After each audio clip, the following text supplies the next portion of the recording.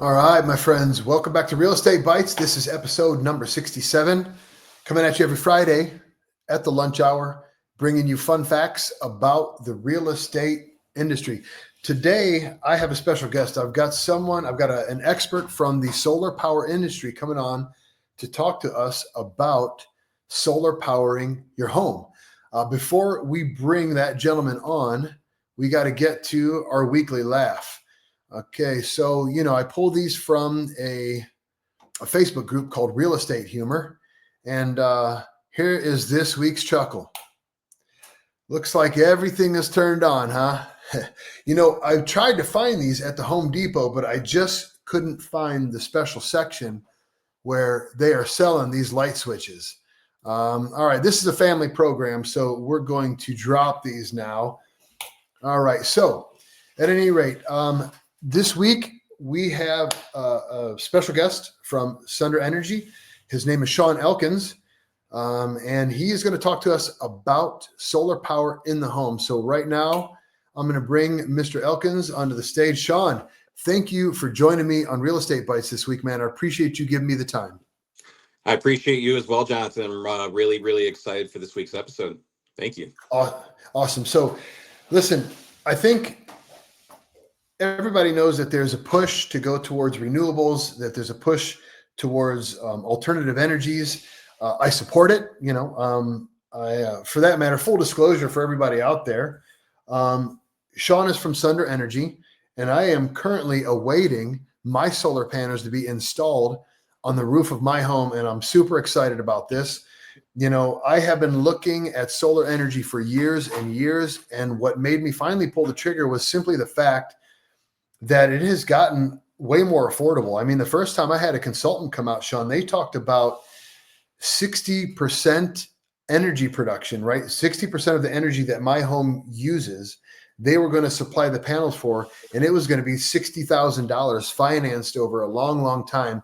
I'm not going to sit here and talk about the numbers today, but I will say that the solution that you presented to me was over 100% production for less than half of that amount. So I thought it was important to get you on today and to talk about this product and this solution for powering people's homes, because the thought of generating your own power for your own home without necessarily needing the grid is very attractive. And again, I wanted to talk to you about it. Now, as we talk, we're not gonna pitch necessarily solar power at you folks out there, but we are going to talk about how it works. So, Sean, tell me about net metering. What does that mean, and how does it work? Sure. So net metering itself, in essence, what it is a program that the utility companies offer to help homeowners switch over to renewable. And so the way that net metering works is, when you have your panels on your roof, when we're sizing systems, the way it's going to work is during the spring, summer, and fall months, the panels are going to produce more energy than the house can use it, right? So every kilowatt hour that's overproduced month by month, what will happen is that actually will backfeed the grid. First Energy or whatever local utility is going to then sell that energy to the neighbors. They do that to help reduce some of the stress off the grid. And then what they do is they store it as credits, as bill credits, right? It's never a monetary credit, but it's always going to be credits for future usage, right, on your bill. Those tend to roll over month to month. And during the winter months, when days, especially here in Ohio, the days tend to be shorter. You don't get as much direct sunlight. Typically during those months, the panels aren't going to produce all of your energy needs. So the solution that they offered with net metering is whatever excess energy you pull from the grid, you're going to utilize the credits that you overproduced all spring, summer, and fall, thus netting a negative bill year round. One disclosure I do want to make is each individual utility company in each individual state does have different net metering laws. It's not always one-to-one. So it really depends on which state we're in. But here in Ohio, we are very fortunate to still be in true one-to-one net metering with an ever rolling net metering credit. That's excellent, man. I think it's important for people to understand that when you have a solar panel system on your roof, you're not storing that energy anywhere. It is producing energy, and in peak season, it's being essentially sold back to the energy companies. It's being returned to the energy companies. They're rerouting the energy that your solar panels are producing to other people, and they're giving you credits for it, right? And then those credits are redeemed off season when your panels do not produce as much energy because, well, there's less sunshine during the day. So what about storage solutions? What if people wanted to store that extra energy? Are there battery options available? There are storage options available that they could then use during, I don't know, let's say there's a week where power goes out. I mean, we had those tornadoes rip through here a few months back, and I know, like, we lost power here for all of 5 seconds, but one street to the east of me, they were without power for over a week because a tree had fallen down and knocked down power lines. So in that case, how could the solar panels have helped? Let's say that happened during, I don't know, not quite peak season. What could they have done to maybe store some of that energy that their solar panels are producing? Yeah, absolutely. I think batteries are a great value add, and I think it is going to be a more emerging technology in the future. But yeah, when you have a battery, essentially all a battery is doing is when your system is overproducing, instead of routing to the grid, right, and going through your meter, what will happen is you'll store that on site directly into a battery. I do believe that the technology surrounding batteries has improved alongside electric vehicles. So there's a lot of good options out there, including, Tesla and things like that. What that will do, will essentially, when you have one battery, what that will typically do is it's going to hook up to about 3 to 5 breakers per battery. And so typically, when you're setting that up, people are typically going to go for sump pump, fridge, living room Wi-Fi, common room areas like that. And I do think to have a single battery here in Ohio, if you are in an area that does deal with blackouts or any sort of power loss, I think it's great, especially for people who might be medically dependent. Maybe they need insulin in the fridge or they're on oxygen or something. I think that's a very, very important thing. And uh, in those situations where we're out of power, yeah, I mean, your lights would be on and the neighbors wouldn't. So I think batteries are a great option. We are pretty fortunate in Ohio with net metering to where it's not necessarily required versus other states where maybe the utility company doesn't store power. So, they need a battery just to keep that power on site. But here in Ohio, it's definitely a great option in terms of having backup power in the case of a blackout, right? So batteries are not cheap, but I know with the way your program works with Sunder, Hmm. um, once you reach that payoff point, right? And now there's no more electric bill because essentially you're producing all of your own energy. Yep. And if there is electric bill, it's going to be minimal. It's going to be off season, most likely. Well, that's a great time to then, all right, now that we've paid off our system, let's work on purchasing a battery and paying that off so that we have extra protection for our home. Okay, moving on. So you install a solar panel system. This has got to improve a home's value, especially if that solar panel system is paid off, right? And the person buying the home now has free to very cheap energy or electricity being generated by the panel system on their roof. Does this affect a home's value? Are there any studies that have been done that talk about home value add? Yeah, absolutely. And markets like California, who have had solar for decades now, there's a lot of hard data out there, and there are a lot of studies that have been done to what the exact number is, as far as what solar can do for equity for a home. But just to think about it, you have this equipment on your house, like you said, it's producing all of your power.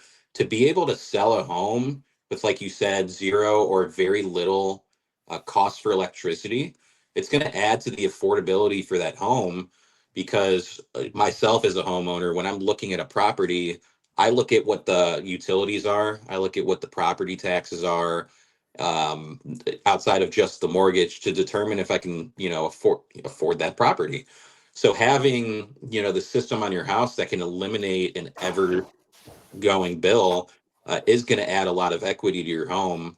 So there's two main studies that I've personally looked at that I agree with, just based off real life data out there. The first is going to be Berkeley Labs. They did a study over 8 different states over a 10-year period, looking at transactions, houses with and without solar. And they put a valuation, it's about 4% of the home's value, right? So I guess it definitely depends on the market a little bit, but it's typically something around $6,000 for each kilowatt of electricity, right? That's how we measure electricity. Zillow as well has done a study very similar, and they came up with comparable numbers as far as home equity. But just you know, everybody uses electricity, right? It's something that's always going to be used, and there's a lot of power in being immune to these rate increases, and to be self-sufficient. And it's a utility that every single person uses no matter what. So I think it is a pretty universal thing that can add value without breaking the wallet. I have no doubt that it adds value. And, these studies are done probably nationwide, and you're talking about national averages for homes. Well, in our area here in Northeast Ohio, our homes are valued at a lower median sale price than the national average, the national median, which makes me believe that 4% would probably grow to something more like 6 or 7%. Because when you're just talking about a greater home value, 4% of $400,000 home, which might be an average in, or even a $700,000 home, which might be an average in a coastal city, is going to be significant. I think that percentage probably creeps up a bit here in Sure. Northeast Ohio. Um, okay, so one last question, Sean. I'm about to have these panels installed here on my roof. I also have plans in the future to replace my asphalt shingle roof with a metal roof. Mhm. What kind of a pain in the butt is it going to be to repair or replace a roof once you have these solar panels installed? Do you need a specialized team, specialized equipment? Like, walk me through that. Absolutely. Yeah, so when you think of panels, right? It's these pieces of tempered glass that sit on the roof. Typically, the lifespan of those are going to be around the 50-year mark. So they're always going to outlive a roof, right? So they kept that in mind when they, I guess, designed the mounting systems for these. So they simply mount to an aluminum rack that goes, directly on the roof, very minimally invasive. So, removal or replacement of a roof is very, very simple in that regard. Now, for you in the particular program that we have you on, all maintenance and repairs and whatnot, it's not going to cost you anything, even if you do need a metal roof. As far as what kind of specialist needs to be done, there is, this is an electrical system. We do staff, master electricians, and I feel like as solar becomes more common, the electrical trade is going to be more familiarized with, working on these systems. But as far as getting a system removed, it's a simple process. You would call us out the day before the roof is going to get removed. We would walk the panels off the roof. In your case, the racking system as well, switching over to a metal roof. And with metal roofs, it's actually even better because nothing's penetrated. They use more of a clamping system to mount the system, so it's even more simple than traditional shingle, which is pretty simple in itself.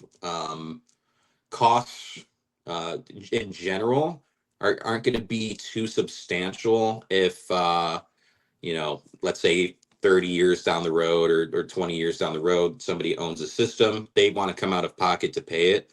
It's the panels are just quick bolted onto these, racking systems, and they can be pretty easily removed and serviced as such. So, maintenance repairs typically are the smallest problem. Typically, not anything that you would have to worry about.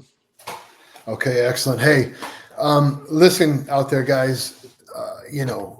With the electrification of everything, with the proliferation of electric cars, this is something that I think people should consider. I mean, listen, fossil fuels aren't going away anytime soon, if ever.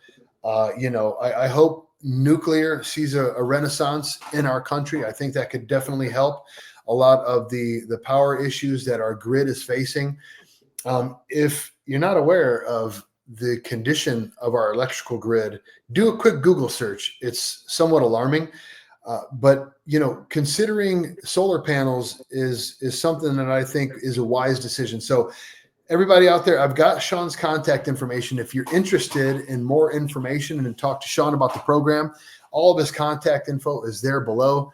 Sean, I really appreciate you coming on this week and sharing this information with us.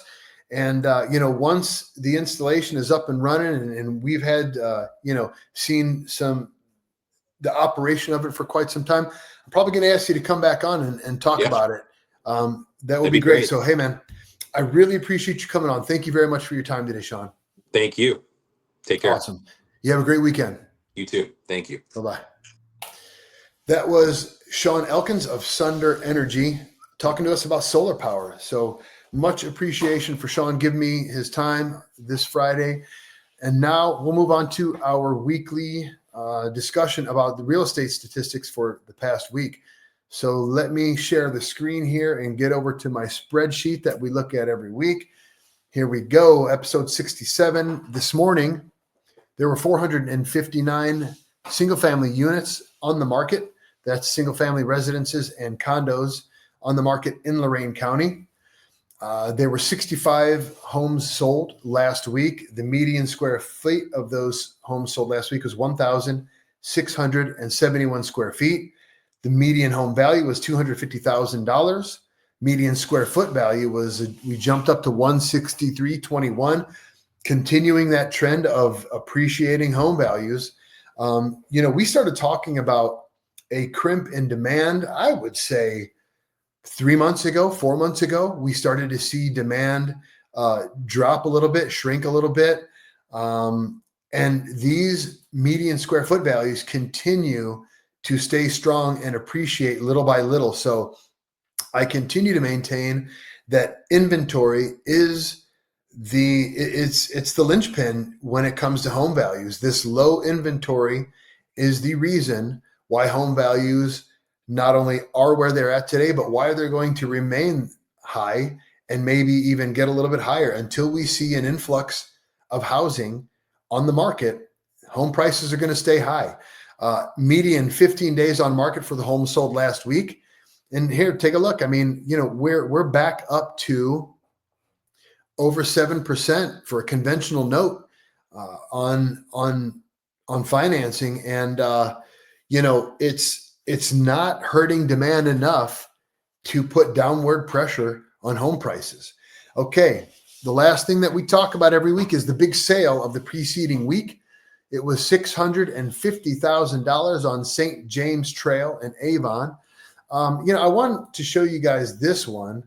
I think it's an interesting sort of case study because this $650,000 home, I want to browse through these pictures and talk about what needs to change to make this home go from 650,000 to 850,000. You know, the second week that I did this program, so 65 episodes ago, we had a home on St. James Trail sell for $860,000. Now, it was larger.